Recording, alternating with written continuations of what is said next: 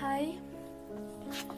I dag tenkte jeg å få litt sparkesykkelvideo, og ja, det blir litt sånn, det sitter og regner.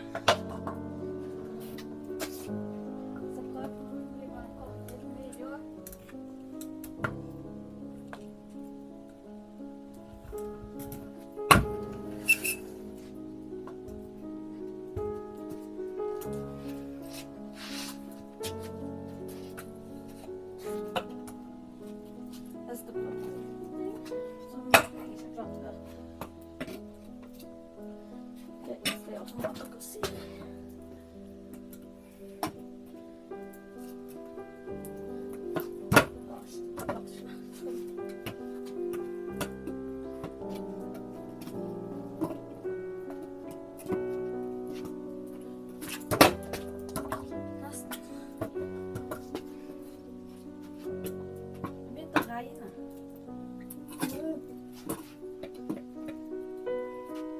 Pokémon kommer.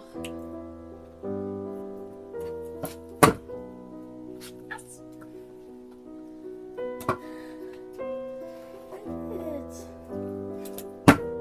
Jeg klarte det.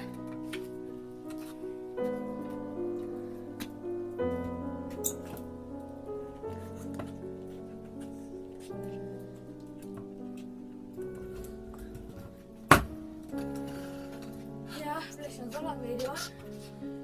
Hva ser du på den måten?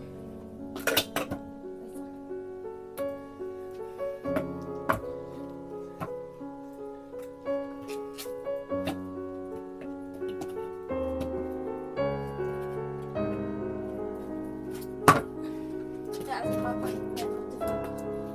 Dere har sett meg gjort det før. Jeg er jo ikke verdens beste sparkesyklist.